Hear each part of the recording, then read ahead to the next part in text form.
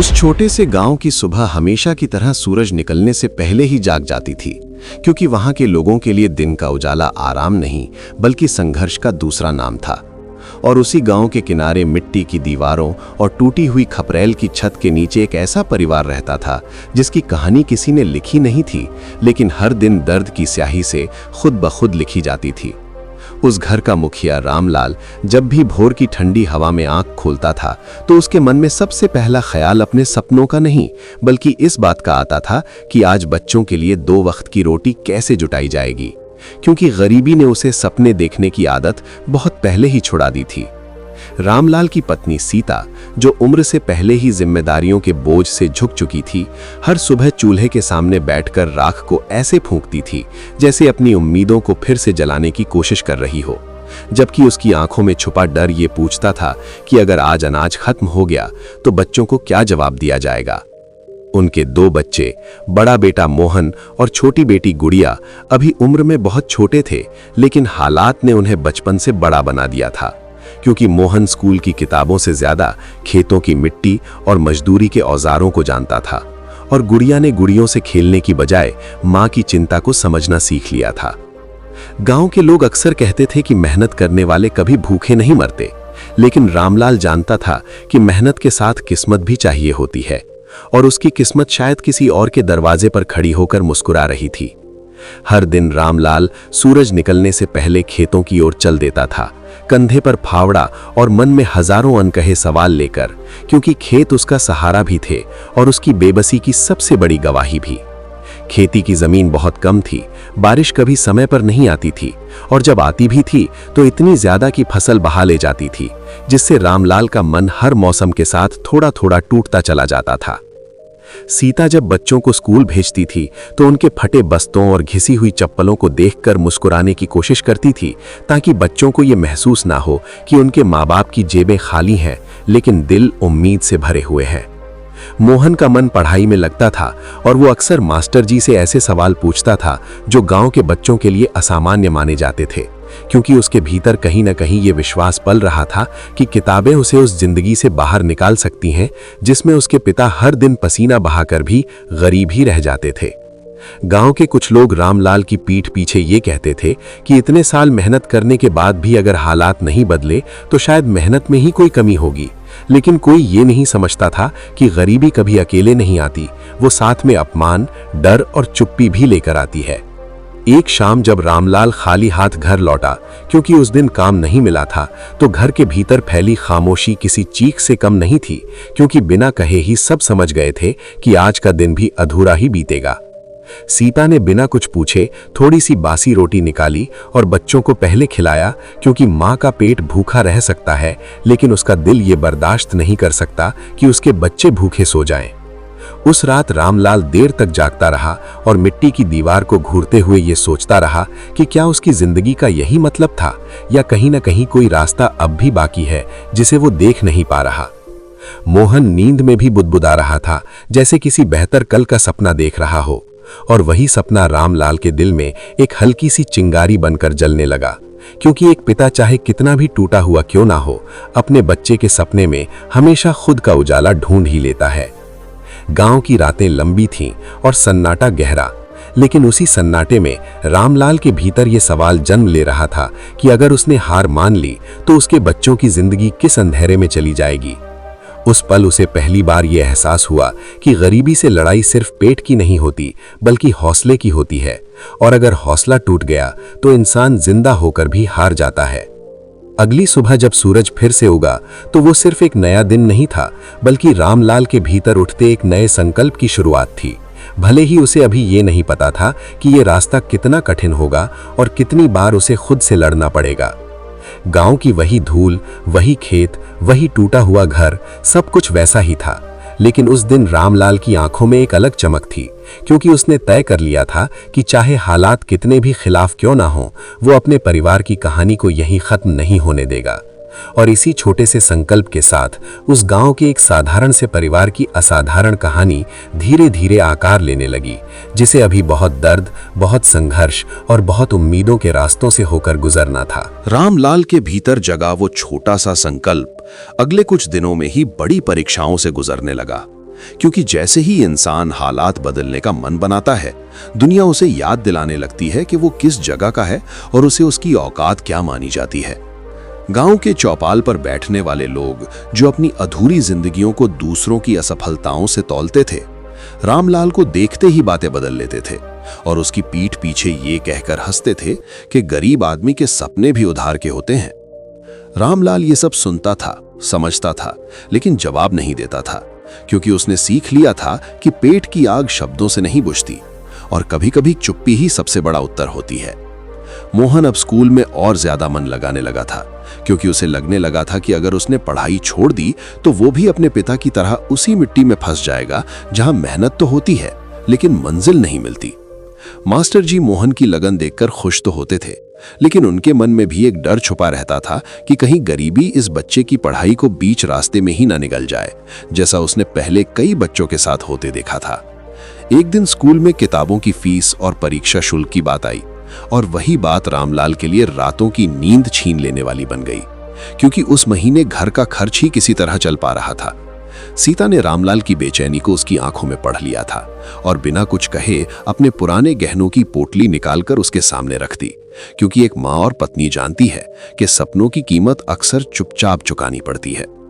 रामलाल ने कांपते हाथों से वो पोटली छुई तो उसका सीना भर आया, क्योंकि वो जानता था कि ये गहने सिर्फ धातु नहीं थे,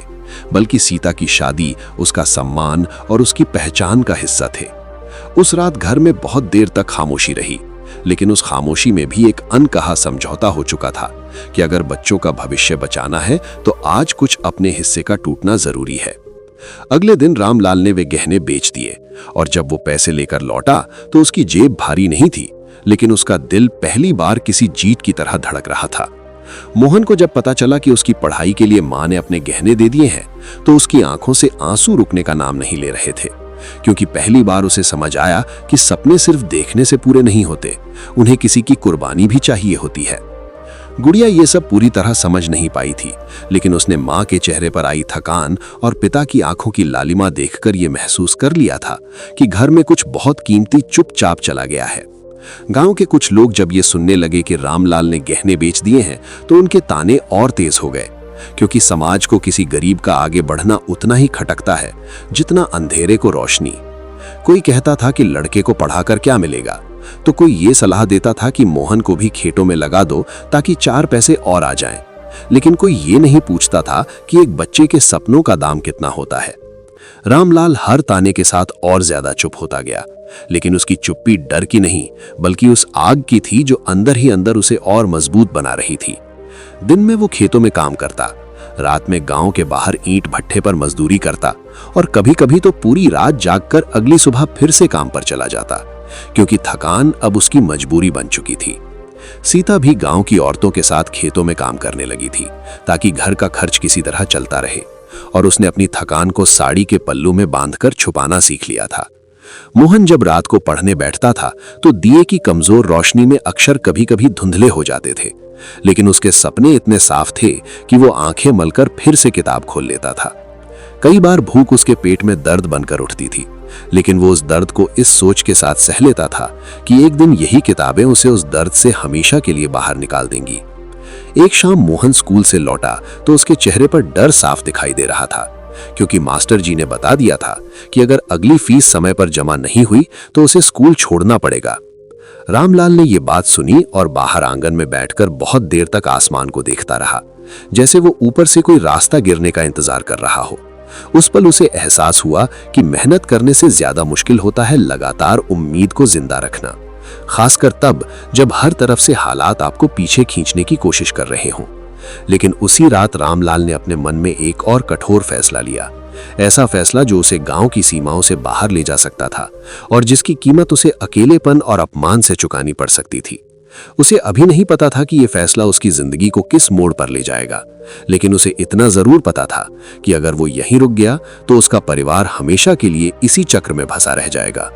और इसी डर, इसी मजबूरी और इसी उम्मीद के बीच उस गांव के एक साधारण से परिवार की कहानी अब एक नए रास्ते की ओर बढ़ रही थी, जहां संघर्ष पहले से भी ज्यादा कठिन था, लेकिन मंजिल की झलक भी पहली बार साफ दिखने लगी थी। रामलाल ने जिस फैसले को रात के अंधेरे में लिया था वो सुबह की रोशनी में और भी भारी लगने लगा, क्योंकि गांव छोड़ना सिर्फ जगह बदलना नहीं होता, बल्कि अपनी जड़ों, पहचान और लोगों की नजरों से दूर हो जाना होता है। जब उसने सीता को बताया कि उसे शहर जाकर काम ढूंढना होगा, तो सीता ने कुछ देर कुछ नहीं कहा, क्योंकि कुछ फैसले ऐसे होते हैं जिन पर सवाल नहीं पूछे जाते, सिर्फ सह लिए जाते हैं। सीता जानती थी कि ये दूरी आसान नहीं होगी,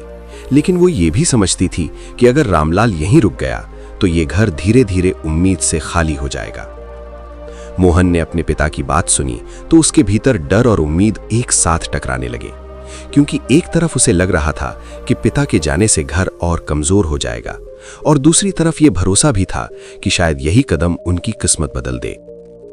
गुड़िया पिता के जाने का मतलब पूरी तरह नहीं समझ पाई थी, लेकिन उसने मां की आंखों में ठहरी नमी देखकर पिता की धोती को कसकर पकड़ लिया, जैसे उन्हें जाने से रोक लेना चाहती हो। रामलाल ने गांव छोड़ते वक्त किसी से विदा नहीं ली, क्योंकि उसे डर था कि अगर किसी ने रोक लिया या ताना मार दिया तो उसका हौसला वहीं टूट जाएगा। बस स्टैंड तक पहुंचते पहुंचते उसके कदम भारी हो चुके थे, क्योंकि हर कदम उसे उस मिट्टी से दूर ले जा रहा था जहां उसने पूरी जिंदगी पसीना बहाया था। जब बस चली और गांव पीछे छूटने लगा तो रामलाल की आंखों से आंसू बहने लगे, लेकिन उसने उन्हें पोंछ लिया, क्योंकि शहर में आंसुओं की कोई कीमत नहीं होती। शहर रामलाल के लिए किसी और ही दुनिया की तरह था, जहां इमारतें ऊंची थीं, लेकिन लोगों की संवेदनाएं छोटी थीं, और हर कोई अपनी ही लड़ाई में इतना उलझा था कि किसी और का दर्द देखने की फुर्सत नहीं थी। पहले ही दिन उसे एहसास हो गया कि यहाँ मेहनत से ज्यादा जरूरी है पहचान, और पहचान से ज्यादा जरूरी है किस्मत, जो उसके पास दोनों ही नहीं थी। वो दिन भर फैक्ट्रियों, ढाबों और निर्माण स्थलों पर भटकता रहा, लेकिन हर जगह उससे पहले सवाल पूछे गए, काम बाद में, और जब उसके पास जवाब नहीं होते थे तो दरवाजे भी बंद हो जाते थे। रात को वो स्टेशन के पास एक सस्ते से धर्मशाला में रुका, जहां उसके आसपास भी ऐसे ही लोग थे जिनके सपने रास्ते में कहीं गिर गए थे। वो छत को घूरते हुए देर तक सोचता रहा कि क्या उसने सही फैसला लिया या उसने अपने परिवार को और बड़े संकट में डाल दिया है। गांव में सीता पर जिम्मेदारियों का बोझ अचानक और भारी हो गया था, क्योंकि अब उसे मां भी बनना था, पिता भी, और परिवार की ढाल भी। वो सुबह बच्चों को संभालती, दिन में काम करती और रात को अकेले बैठकर रामलाल की सलामती की दुआ मांगती, क्योंकि डर अब उसकी रोजमर्रा की साथी बन चुकी थी। मोहन की पढ़ाई पर भी असर पड़ने लगा था, क्योंकि पिता की गैर मौजूदगी में घर का हर तनाव उसकी किताबों के बीच आ बैठता था। फिर एक दिन स्कूल में मोहन का नाम प्रतियोगिता के लिए चुना गया, जिसमें उसे जिले के बच्चों के सामने अपनी प्रतिभा दिखाने का मौका मिलने वाला था। ये खबर खुशी की होनी चाहिए थी, लेकिन मोहन के मन में डर बैठ गया, क्योंकि प्रतियोगिता के लिए किताबें, कपड़े और सफर का खर्च चाहिए था, जो उनके घर के लिए सपना बन चुका था। सीता ने बेटे का चेहरा देखा और समझ गई कि वो अंदर ही अंदर टूट रहा है, इसलिए उसने उसे ये विश्वास दिलाया कि हालात चाहे जैसे भी हों, वो उसे पीछे नहीं हटने देगी। उधर शहर में रामलाल को आखिरकार एक निर्माण स्थल पर काम मिल गया, जहां दिन भर सीमेंट और पत्थरों के बीच काम करना पड़ता था और बदले में इतना पैसा मिलता था कि बस गुजारा हो सके। उसने पहली मजदूरी मिलने पर सबसे पहले घर पैसे भेजे, और वो दिन सीता के लिए किसी त्योहार से कम नहीं था, क्योंकि उसे लगा कि दूरी के उस पार कोई अब भी उनके लिए लड़ रहा है। मोहन ने जब पिता के भेजे पैसे देखे तो उसकी आंखों में फिर से वही चमक लौट आई, क्योंकि उसे महसूस हुआ कि उसकी पढ़ाई किसी एक की नहीं, बल्कि पूरे परिवार की लड़ाई है। लेकिन शहर की जिंदगी आसान नहीं थी, क्योंकि काम के साथ अपमान भी मिलता था, और कई बार रामलाल को बिना मजदूरी के ही वापस भेज दिया जाता था। एक दिन काम के दौरान रामलाल ऊंचाई से गिरते गिरते बचा, और उस पल उसे एहसास हुआ कि अगर उसे कुछ हो गया तो उसके परिवार का सहारा पूरी तरह टूट जाएगा। उस घटना ने उसे और सावधान भी बना दिया और डर भी दिया, क्योंकि अब उसकी जिंदगी सिर्फ उसकी नहीं रही थी। गांव में मोहन की प्रतियोगिता का दिन नजदीक आ रहा था, और पूरे घर की उम्मीदें उस एक दिन पर टिक गई थीं। उस रात सीता ने दिए के सामने बैठकर भगवान से कुछ नहीं मांगा, सिर्फ इतना कहा कि उसके बच्चों के सपनों को अधूरा मत छोड़ना। और उसी रात शहर की एक छोटी सी छत पर लेटे रामलाल ने आसमान की ओर देखकर यह तय कर लिया कि चाहे कितनी भी ठोकरें क्यों न लगें, वो इस सफर को अधूरा नहीं छोड़ेगा, क्योंकि अब ये सिर्फ काम या पैसे की बात नहीं थी, ये उस परिवार की इज्जत, उम्मीद और भविष्य की लड़ाई बन चुकी थी। और इसी मोड़ पर जब गांव और शहर दोनों जगह जिंदगी अपने अपने तरीके से इम्तिहान ले रही थी, उस परिवार की कहानी अब एक ऐसे क्षण की ओर बढ़ रही थी जो सब कुछ बदल सकता था। जिस सुबह मोहन की प्रतियोगिता थी, उस सुबह गांव कुछ अलग ही लग रहा था, क्योंकि हवा में वही पुरानी धूल थी, लेकिन घर के भीतर उम्मीद की हल्की सी गंध फैल चुकी थी, जिसे हर कोई महसूस कर रहा था, मगर कोई जोर से बोल नहीं रहा था। सीता ने बहुत सवेरे उठकर बच्चों को तैयार किया, उनके कपड़ों की सिलवटें ठीक की और मोहन के माथे पर हाथ रखकर ऐसे देखा जैसे वो उसकी शक्ल में अपने पूरे संघर्ष का जवाब ढूंढ रही हो। मोहन ने आईने में खुद को देखा तो उसे अपने कपड़े साधारण लगे, जूते घिसे हुए लगे और बैग पुराना लगा, लेकिन उसके भीतर जो भरोसा था वो किसी नए कपड़े से कहीं ज्यादा मजबूत महसूस हो रहा था। गुड़िया ने अपने भाई का हाथ कसकर पकड़ा हुआ था, जैसे उसे डर हो कि कहीं ये दिन भी बाकी दिनों की तरह उनसे कुछ छीन न ले। स्कूल से बस जब जिले के केंद्र की ओर चली तो मोहन ने खिड़की से बाहर देखते हुए पहली बार महसूस किया कि गांव की सीमा पार करना डरावना भी होता है और जरूरी भी। प्रतियोगिता स्थल पर पहुंचते ही मोहन को यह एहसास हो गया कि वो सिर्फ अपने गांव का नहीं बल्कि अपनी गरीबी का भी प्रतिनिधित्व करने आया है, क्योंकि आसपास खड़े बच्चों के कपड़े, जूते और आत्मविश्वास सब कुछ अलग ही दुनिया के लग रहे थे। कुछ बच्चों ने उसके कपड़ों को देखकर हंसी छुपाने की कोशिश की, कुछ ने खुलेआम ताने मारे और कुछ ने उसे अनदेखा कर दिया, लेकिन हर नजर उसके भीतर कहीं चुभती चली गई। मोहन का मन कुछ पल के लिए डगमगाया, क्योंकि पहली बार उसे लगा कि मेहनत के अलावा भी दुनिया में बहुत कुछ है जो लोगों को आगे या पीछे कर देता है। उसी समय उसे माँ का चेहरा याद आया, पिता की थकी हुई आंखें याद आईं और वो रातें याद आईं जब दिए की कमजोर रोशनी में उसने भूख को अनदेखा कर किताबें पढ़ी थीं। जब उसका नाम पुकारा गया और वो मंच की ओर बढ़ा तो उसके कदम कांप रहे थे, लेकिन उसका मन स्थिर था, क्योंकि वो जानता था कि ये मंच सिर्फ प्रतियोगिता का नहीं बल्कि उसके पूरे जीवन का इम्तिहान है। उसने बोलना शुरू किया तो शब्द पहले थोड़े भारी लगे, लेकिन जैसे जैसे वो आगे बढ़ता गया उसकी आवाज में वही सच्चाई और दर्द उतरता गया जिसे उसने जिया था। उसने अपने विषय में किताबों की बातें नहीं की, उसने जीवन की बातें की, खेतों की मिट्टी की बातें की, माँ की खामोशी की बातें की और पिता के पसीने की कीमत की बातें की। हॉल में बैठे कुछ लोग पहले चौंके, फिर चुप हुए और फिर ध्यान से सुनने लगे, क्योंकि उन्हें एहसास हुआ कि ये लड़का कुछ रटा हुआ नहीं बोल रहा बल्कि अपना जीवन खोलकर सामने रख रहा है। जब मोहन ने बोलना खत्म किया तो कुछ पल के लिए सन्नाटा छा गया, और वही सन्नाटा उसके लिए सबसे बड़ा जवाब था कि उसने कुछ सही छू लिया है। परिणाम आने में समय था, लेकिन मोहन का दिल तेज धड़क रहा था, क्योंकि उसे डर था कि कहीं सच्चाई भी इस दुनिया में हार न जाए। उसी वक्त एक बुजुर्ग अधिकारी, जिनकी आंखों में अनुभव की गहराई थी, मोहन के पास आए और उससे उसका नाम, गांव और हालात पूछे, और मोहन ने बिना शर्म और बिना बढ़ा चढ़ाकर सब कुछ सच सच बता दिया। उस अधिकारी ने मोहन के सिर पर हाथ रखा और सिर्फ इतना कहा कि मेहनत अगर ईमानदार हो तो देर से सही रास्ता जरूर बनाती है। गांव में सीता उस वक्त भी काम कर रही थी, लेकिन उसका मन बार बार उसी दिशा भाग रहा था जहां उसका बेटा अपनी किस्मत आजमा रहा था। शहर में रामलाल को उस दिन मजदूरी नहीं मिली थी और वो थका हुआ एक किनारे बैठा यही सोच रहा था कि क्या वो अपने परिवार के लिए पर्याप्त कर पा रहा है। शाम होते होते प्रतियोगिता का परिणाम घोषित हुआ और जब मोहन का नाम पहले स्थान पर पुकारा गया तो उसके कानों को जैसे भरोसा ही नहीं हुआ कि ये सच भी हो सकता है। उस पल उसके सामने न कोई भीड़ थी, न ताने देने वाले लोग और न ही गरीबी की दीवारें, बल्कि सिर्फ उसके माँ बाप के चेहरे थे जो उसकी आंखों में चमक बनकर उतर आए थे। पुरस्कार के साथ उसे छात्रवृत्ति की घोषणा भी मिली, जो आगे की पढ़ाई का पूरा खर्च उठाने वाली थी, और वही पल उसकी जिंदगी का सबसे बड़ा मोड़ बन गया। मोहन ने मंच से उतरते ही सबसे पहले माँ को फोन किया, और सीता की आवाज में जो कांप थी वो शब्दों से कहीं ज्यादा गहरी थी। उसी शाम जब रामलाल को यह खबर मिली तो वो पहली बार शहर में बैठकर रो पड़ा, क्योंकि उसे लगा कि उसकी मेहनत में आखिरकार किसी की तकदीर बदलनी शुरू कर दी है। गांव में जब लोगों को यह पता चला तो वही लोग जो कल तक ताने मारते थे आज चुप थे, क्योंकि उन्हें यह समझ आ गया था कि गरीबी किसी की काबिलियत का पैमाना नहीं होती। लेकिन ये जीत अंत नहीं थी, बल्कि एक नई शुरुआत थी, क्योंकि अब मोहन के सामने और बड़े सपने थे और रामलाल के सामने और बड़ी जिम्मेदारियां। उस रात पूरे परिवार ने अलग अलग जगहों पर होकर भी एक ही सपना देखा कि शायद आने वाला कल आज से बेहतर होगा। और इसी उम्मीद के साथ उस गांव के एक साधारण से परिवार की कहानी अब उस मोड़ पर पहुंच चुकी थी, जहां रास्ता आसान नहीं था, लेकिन अंधेरे में पहली बार रोशनी साफ दिखने लगी थी। मोहन की जीत के बाद गांव में कुछ दिनों तक उसके नाम की चर्चा होती रही, लेकिन जैसे जैसे समय आगे बढ़ा, लोगों की बातें ठंडी पड़ने लगी और परिवार को फिर से ये एहसास होने लगा कि असली लड़ाई तालियों के बाद शुरू होती है। छात्रवृत्ति ने मोहन के लिए पढ़ाई का रास्ता खोल दिया था, लेकिन उसके साथ ही गांव से बाहर शहर में पढ़ने जाने की मजबूरी भी आ गई थी, जो मां के दिल के लिए सबसे कठिन परीक्षा बनकर सामने खड़ी थी। सीता जब ये सोचती थी कि उसका बेटा अब रोज उसकी आंखों के सामने नहीं रहेगा,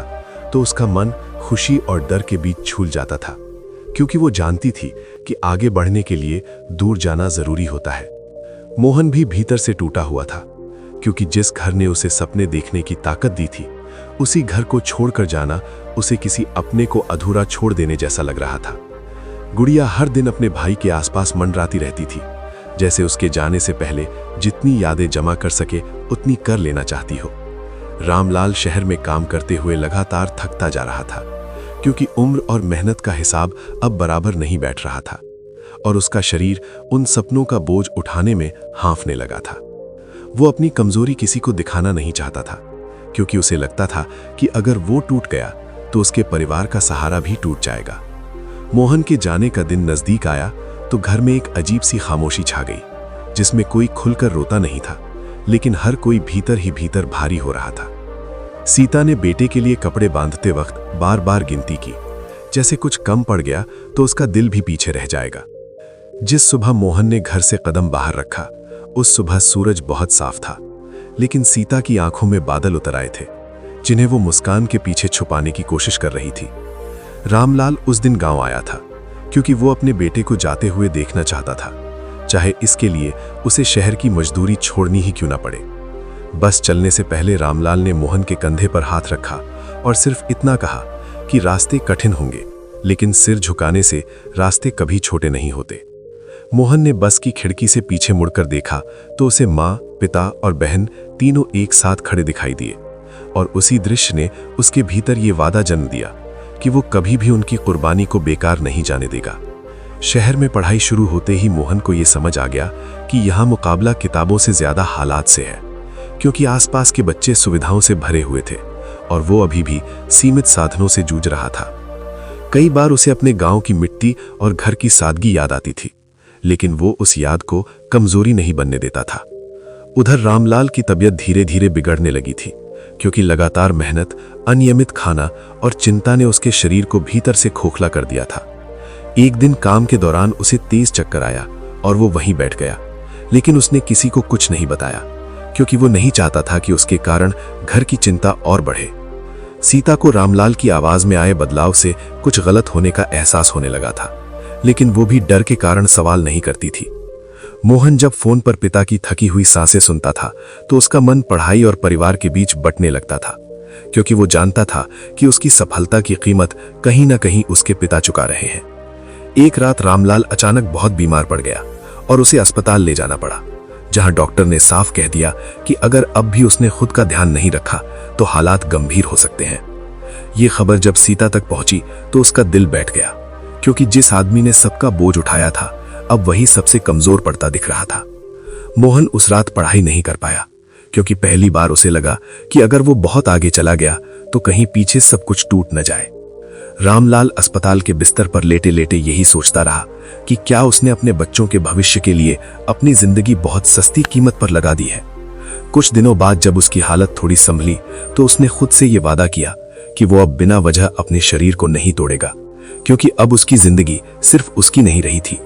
गांव और शहर के बीच, सपनों और जिम्मेदारियों के बीच ये परिवार एक ऐसे दौर से गुजर रहा था जहां हर फैसला भावनाओं को कुचल कर लेना पड़ता था। लेकिन इसी संघर्ष के बीच मोहन की पढ़ाई में उसका नाम ऊपर आने लगा,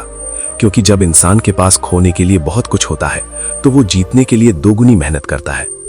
ये सब देखकर सीता को पहली बार लगा कि शायद उनकी चुप कुर्बानियां अब बोलने लगी हैं, और इसी उम्मीद के साथ दर्द और भरोसे के इस संगम में उस गांव के एक साधारण से परिवार की कहानी अब उस मोड़ पर बढ़ रही थी जहां सफलता करीब थी, लेकिन परीक्षा अभी खत्म नहीं हुई थी। रामलाल की बीमारी ने पूरे परिवार के भीतर एक ऐसी खामोशी भरती थी जो दिखती नहीं थी, लेकिन हर सांस के साथ महसूस होती थी, क्योंकि अब पहली बार सबको ये डर सताने लगा था कि जिस इंसान ने सबको संभाल रखा था, अगर वही कमजोर पड़ गया तो आगे क्या होगा। अस्पताल की सफेद दीवारों के बीच लेटे रामलाल को सबसे ज्यादा तकलीफ अपनी बीमारी से नहीं, बल्कि इस बात से हो रही थी कि वो अब अपने परिवार के लिए वैसा मजबूत सहारा नहीं रह पाएगा जैसा वो हमेशा रहा था। सीता दिन भर रामलाल के पास बैठी रहती थी, उसकी दवाइयों का समय देखती थी और उसकी आंखों में डर छुपाकर मुस्कान ओढ़े रहती थी, क्योंकि वो जानती थी कि इस वक्त अगर वो टूट गई तो रामलाल पूरी तरह हार जाएगा। गुड़िया चुपचाप घर और अस्पताल के बीच भागती रहती थी, छोटी उम्र में ही जिम्मेदारी को अपने कंधों पर ढोते हुए, क्योंकि कभी कभी हालात बच्चों से भी बचपन छीन लेते हैं। मोहन शहर में पढ़ाई के बीच लगातार बेचैन रहने लगा था, क्योंकि किताबें अब भी वही थीं, लेकिन शब्दों के बीच उसे अपने पिता की थकी हुई सांसें और मां की दबाई हुई चिंता सुनाई देने लगी थी। हर रात वो खुद से यही सवाल करता था कि क्या उसका आगे बढ़ना सही है, अगर उसकी कामयाबी की कीमत उसके पिता की सेहत और मां की नींद बन रही है। एक दिन कॉलेज में मोहन को एक बड़ी कंपनी की ओर से इंटर्नशिप का ऑफर मिला, जो आगे चलकर अच्छी नौकरी का रास्ता खोल सकती थी,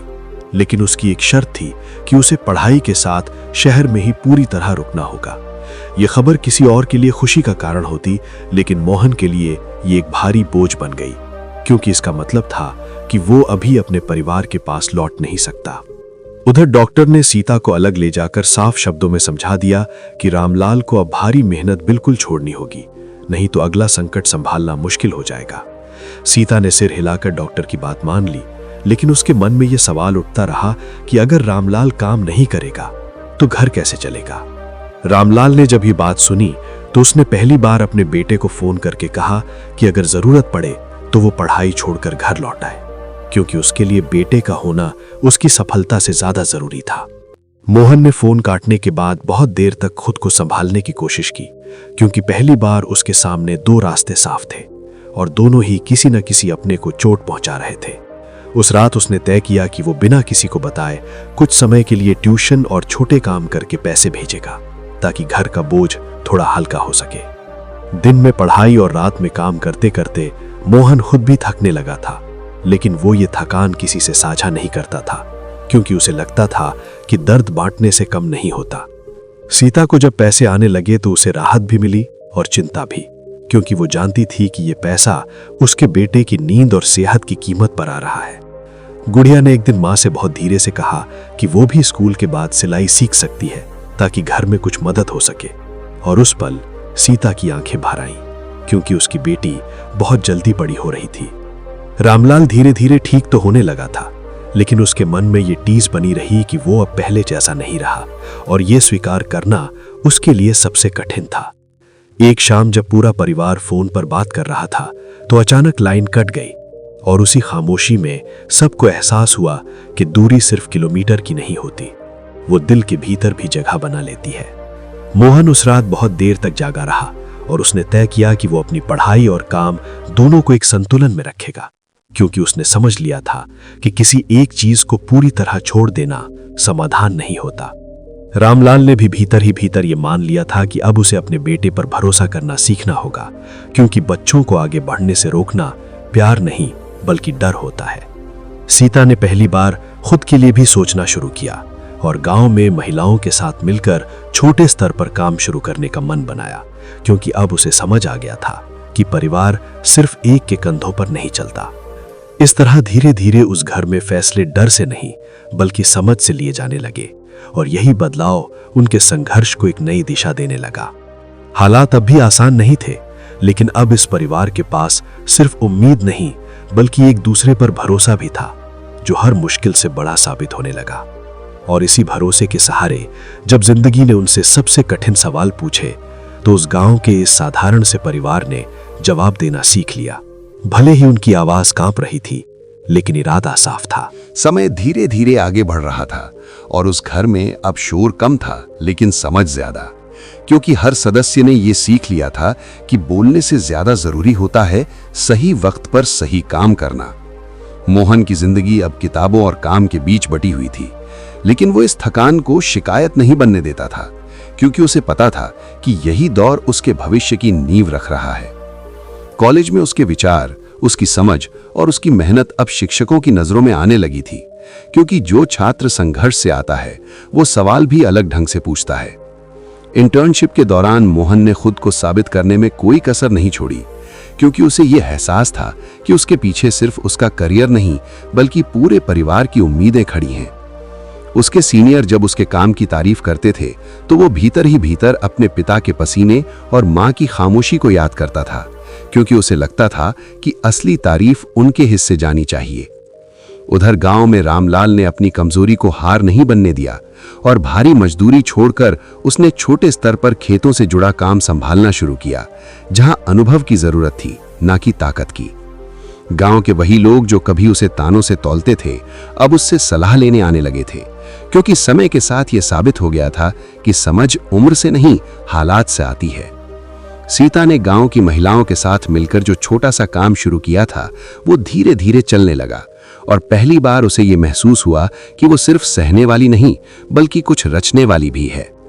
गुड़िया स्कूल के बाद सिलाई सीखने लगी थी और उसके हाथों से बने छोटे छोटे काम जब लोगों को पसंद आने लगे तो उसके चेहरे पर एक नई चमक आ गई, जो किसी खिलौने से कहीं ज्यादा कीमती थी।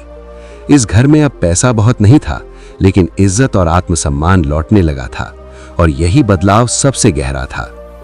मोहन को एक दिन उसी कंपनी से नौकरी का ऑफर मिला जहां वो इंटर्नशिप कर रहा था, और उस ऑफर में स्थिरता भी थी और सम्मान भी, लेकिन उसमें एक शर्त यह भी थी कि उसे शहर में ही रहना होगा। उस रात मोहन ने बहुत सोचकर अपने माता पिता से बात की, क्योंकि अब वो फैसले अकेले नहीं लेना चाहता था, वो परिवार को साथ लेकर चलना सीख चुका था। रामलाल ने बेटे की बात ध्यान से सुनी और फिर पहली बार पूरी सच्चाई से कहा कि बेटे का आगे बढ़ना अब उसके लिए डर नहीं बल्कि गर्व बन चुका है। सीता ने भी आंसू छुपाते हुए कहा कि माँ का दिल हमेशा बच्चों को पास रखना चाहता है, लेकिन सही माँ वही होती है जो उन्हें उड़ना सिखा दे। गुड़िया ने हंसते हुए अपने भाई से कहा कि वो गांव लौटे या ना लौटे, उसका नाम हमेशा उनके घर की दीवारों में लिखा रहेगा। मोहन ने नौकरी स्वीकार कर ली, लेकिन उसके साथ ये वादा भी किया कि वो परिवार से रिश्ता सिर्फ फोन तक सीमित नहीं होने देगा। कुछ ही महीनों में मोहन की जिंदगी स्थिर होने लगी और उसकी पहली सैलरी जब घर पहुंची तो वो सिर्फ पैसे नहीं थे बल्कि सालों की तपस्या का प्रमाण थे।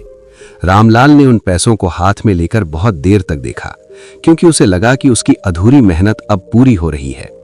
सीता ने उन पैसों से घर के लिए कुछ नया खरीदा, लेकिन उससे ज्यादा उसने मन में यह खरीदा कि अब उसके बच्चों का भविष्य किसी और के रहमो करम पर नहीं है। गांव में धीरे धीरे ये बात फैलने लगी कि जिस परिवार को लोग कभी उदाहरण बनाकर डराते थे, वही परिवार अब उदाहरण बनकर सिखा रहा है। रामलाल जब शाम को घर के बाहर बैठता था तो उसे पहली बार यह महसूस होता था कि वो सिर्फ जी नहीं रहा बल्कि सुकून भी पा रहा है। मोहन ने शहर में रहते हुए भी गांव के बच्चों के लिए कुछ करने का सपना देखना शुरू किया, क्योंकि वो जानता था कि जो रास्ता उसने तय किया है उस पर अभी बहुत से बच्चे चलना चाहते हैं। इस तरह बिना किसी शोर, बिना किसी जश्न के उस घर में एक नई सुबह जन्म ले रही थी, जहां दर्द अभी यादों में था लेकिन डर अब फैसलों में नहीं था। और इसी शांति, इसी समझ और इसी मेहनत के साथ उस गांव के उस साधारण से परिवार की कहानी अब उस मोड़ पर पहुंच चुकी थी जहां सफलता सिर्फ व्यक्तिगत नहीं बल्कि सामूहिक बनने वाली थी। मोहन की जिंदगी अब एक स्थिर लय में चलने लगी थी, लेकिन उसके मन के किसी कोने में हमेशा ये सवाल गूंजता रहता था कि अगर उसकी सफलता सिर्फ उसके लिए ही रह गई तो उन रास्तों का क्या होगा जिनसे होकर वो यहां तक पहुंचा है। शहर की भागदौड़ के बीच भी उसे गांव की गलियां, खेतों की महक और उन बच्चों के चेहरे याद आते रहते थे जिनकी आंखों में वही अधूरे सपने थे जो कभी उसके अपने हुआ करते थे। एक दिन उसने तय किया कि वो सिर्फ पैसे भेजकर अपने फर्ज को पूरा नहीं करेगा, बल्कि अपने अनुभव और अवसर भी गांव तक पहुंचाने की कोशिश करेगा। उसने अपने पिता रामलाल से बात की और उनसे पूछा कि क्या गांव में ऐसे बच्चे हैं जो पढ़ना चाहते हैं लेकिन संसाधनों की कमी के कारण पीछे रह जाते हैं। और रामलाल ने बिना सोचे कहा कि यहां तो ऐसे बच्चों की कमी कभी रही ही नहीं। मोहन ने धीरे धीरे एक योजना बनानी शुरू की, जिसमें वो गांव के बच्चों के लिए शाम की पढ़ाई की व्यवस्था करना चाहता था,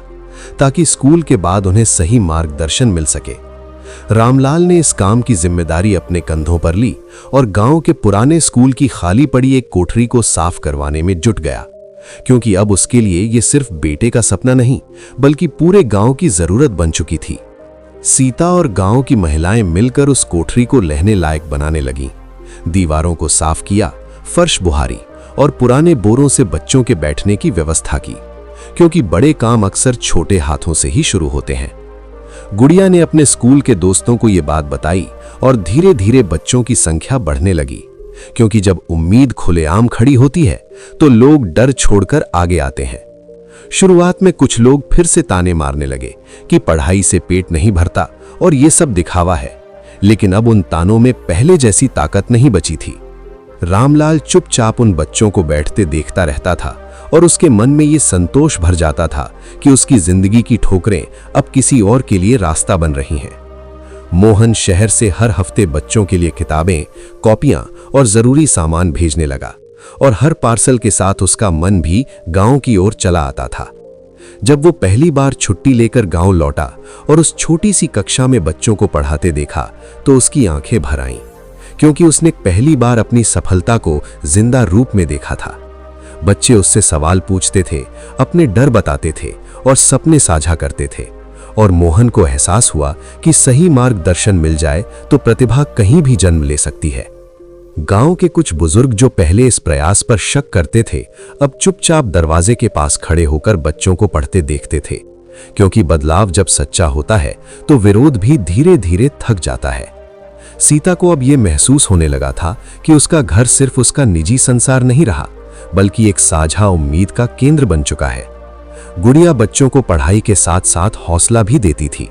क्योंकि उसने अपने भाई और माता पिता से ये सीख लिया था कि हालात से लड़ने का पहला हथियार आत्मविश्वास होता है। मोहन ने तय किया कि वो इस पहल को सिर्फ एक कमरे तक सीमित नहीं रखेगा, बल्कि आगे चलकर इसे और व्यवस्थित रूप देगा, ताकि ये काम उसके बिना भी चलता रहे। गांव में पहली बार लोगों ने यह महसूस किया कि कोई उनका होकर भी ऊपर पहुंचा है, और उसने ऊपर पहुंचकर पीछे मुड़कर देखना नहीं छोड़ा। जो लोग कभी रामलाल को नजरअंदाज करते थे, अब उसे सम्मान से बुलाने लगे थे, क्योंकि समाज में इज्जत अक्सर काम के बाद ही आती है। रामलाल ने एक शाम मोहन से कहा कि उसे अपने बेटे पर सिर्फ गर्व नहीं बल्कि तसल्ली भी है, क्योंकि उसने सफलता को इंसानियत से जोड़ा है। मोहन ने यह बात सुनकर समझ लिया कि उसकी सबसे बड़ी डिग्री उसकी नौकरी नहीं बल्कि ये भरोसा है जो उसने अपने लोगों के दिल में बनाया है। इस तरह एक परिवार की लड़ाई अब एक गांव की उम्मीद बन चुकी थी, और वही गांव जो कभी उन्हें सीमाओं में बांधता था, अब उनके सपनों का हिस्सा बनने लगा था। और इसी बदलाव के साथ उस गांव की कहानी अब उस आखिरी पड़ाव की ओर बढ़ रही थी, जहां संघर्ष का अर्थ बदल चुका था और सफलता की परिभाषा भी। समय ने चुपचाप अपना काम किया, और जिस गांव में कभी सपनों को हालात से तौला जाता था, उसी गांव में अब बच्चों की आंखों में सवाल और हौसले एक साथ दिखाई देने लगे, क्योंकि किसी एक परिवार की लड़ाई ने सबको ये यकीन दिला दिया था कि रास्ते बंद नहीं होते, बस दिखाई नहीं देते। मोहन अब जब भी गांव आता था तो लोग उसे उसकी नौकरी या कमाई से नहीं बल्कि उसके व्यवहार और सोच से पहचानते थे, क्योंकि उसने कभी ये दिखाने की कोशिश नहीं की कि वो किसी से बड़ा हो गया है। उस छोटे से अध्ययन केंद्र में बैठकर पढ़ते बच्चे अब सिर्फ किताबें नहीं पढ़ रहे थे, बल्कि वे ये भी सीख रहे थे कि हालात चाहे जैसे हों, आत्मसम्मान और मेहनत इंसान को कभी छोटा नहीं होने देते। रामलाल अक्सर उस कमरे के बाहर खड़े होकर बच्चों को देखता रहता था, और उसके मन में एक अजीब सी शांति भर जाती थी,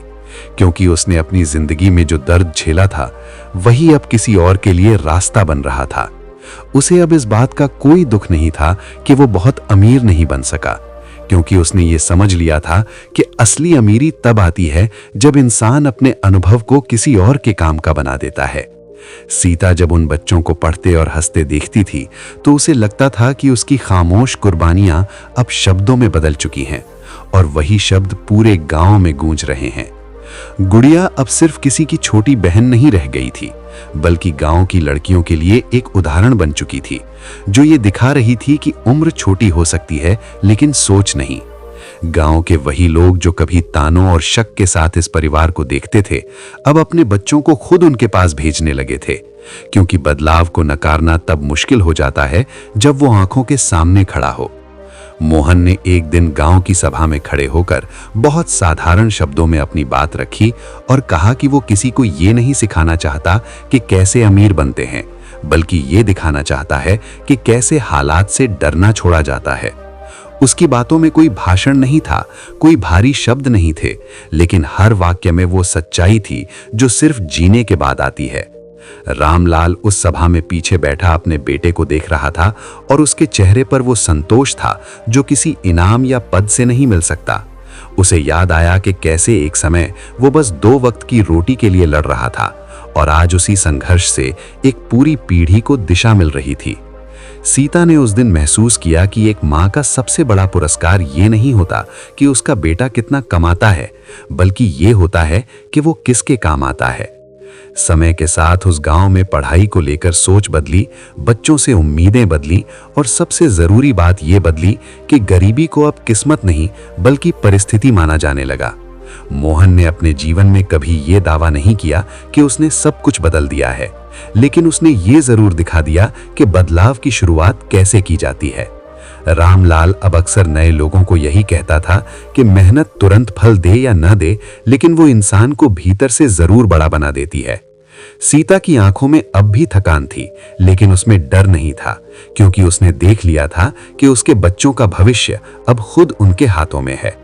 गुड़िया जब छोटी बच्चियों को सिलाई और पढ़ाई सिखाती थी तो उसे लगता था कि उसका बचपन भले जल्दी बड़ा हो गया हो, लेकिन उसका मतलब अब बहुत गहरा हो चुका है। गांव की गलियां वहीं थीं, खेत वहीं थे और मिट्टी की खुशबू भी वहीं थी, लेकिन अब उस मिट्टी में सिर्फ पसीना नहीं बल्कि उम्मीद भी मिली हुई थी। मोहन ने एक शाम अपने पिता से कहा कि अगर उसे फिर से सब कुछ शुरू करना पड़े तो भी वो यही रास्ता चुनेगा, क्योंकि इस रास्ते ने उसे सिर्फ मंजिल नहीं बल्कि इंसान बनना सिखाया है। रामलाल ने यह सुनकर आसमान की ओर देखा और पहली बार बिना किसी सवाल के मुस्कुरा दिया, क्योंकि अब उसे जवाब मिल चुका था। इस तरह एक छोटे से गांव का एक साधारण सा परिवार बिना किसी शोर, बिना किसी दिखावे के ये साबित कर गया कि परिस्थितियां चाहे जितनी भी कठोर क्यों ना हो, अगर इरादे साफ हों तो कहानी सिर्फ बदली नहीं जाती बल्कि मिसाल बन जाती है।